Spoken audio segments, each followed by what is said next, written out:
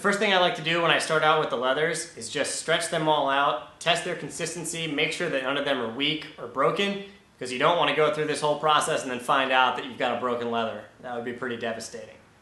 The other thing you'll find out is that some leathers are a little bit thinner and not as sturdy as others. What I like to do is find the two leathers that are a little bit softer and make sure that those leathers are the ones that go in the middle of the stick, while the ones that are a little bit firmer, a little bit thicker, go on the outside. The main reason for that is you want your softest leathers in the middle. That's where the pocket's going to break in. That's where you want all of your hold. So I try and put my two softest leathers in the middle and the two thicker ones on the outside. Other than that, let's just get started and I'll show you how to put in the leathers. You'll notice in the leathers that there is a shiny and smooth side to the leather, and there's kind of a rougher side. What you want to do is make sure that you're installing your leather so that the smoother side is what's facing forward in your pocket. So facing out here, we're going to have the smooth side here and the rough side in the back. So we start here with the head. The smooth side is facing forward. We put the leather into the head and take the bottom of the leather and go through these two holes that you see in the top of the leather.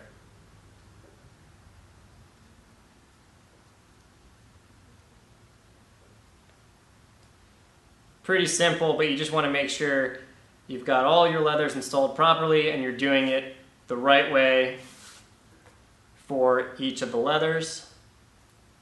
There are some different ways to do the top here. I know Connor Wilson at Lax All Stars has a great video that you can click on. The link will be in the description that shows you how to put your leathers in so that if your head breaks, you can easily transfer your pocket to another head. It's a nice little modification that I just saw and I really like.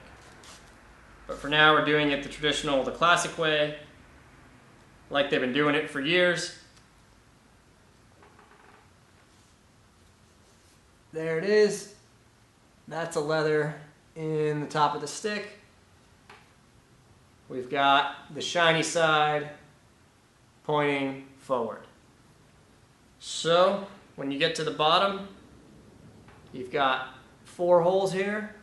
You're going to put the leather into the corresponding hole, whichever side you go in, from the outside of the head going in, and pull up and tighten your leather onto the head. So now we're going to do that for 4 more leathers, and I will show you what kind of spacing you want out of your sidewall so that once you string it, your stick doesn't bag out too much. So now that we have all 4 of our leathers in, the most important thing is length and spacing. You don't want to leave too much length to your leathers because then once your pocket breaks in, you're probably going to have it bag out and you might have some whip, which you do not want. The next thing is you don't want to have them be too tight because then you're going to end up with a tennis racket and you're going to be trying to do a lot of things just to make your stick break in. So you want to find a nice happy medium. The main thing here is that you want to make sure your 2 middle leathers are about maybe 1 centimeter, 2 centimeters more in length than your 2 outer leathers. I would say with the 2 outer leathers, you want to be able to fit about 2 fingers in between the side of the head and the leather in terms of spacing. That's about how lengthy your leather should be.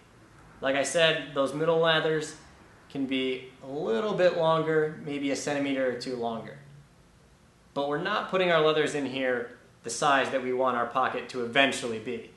This is just going to be the base, and then we can loosen things up and break our pocket in to end up getting the right depth to our pocket. Finally, once we have our leathers spaced, you're going to want to tie the extra slack down at the bottom just so it doesn't get in the way. You can see here, all I did was take the 2 outer leathers and tie them in the front, and take the 2 middle leathers and did the exact same thing, just crossed them and tied them in the front. So to finish off this process with our leathers, the last thing you're going to do is take a pen and mark exactly where the leather meets the plastic of the head down here at the bottom. The reason we do this is so that as we're stringing the stick, we're not pulling the leather or loosening the leather and not knowing about it. That way, if a leather gets out of place, we know exactly where it needs to go because we marked it. There are also times when we're stringing the cross lace when we're going to have to take out one of the leathers, and this way, when you put it back in, you'll know exactly where it's supposed to go. So once you do that, once you mark these leathers, we're good to go and get started on the cross lace.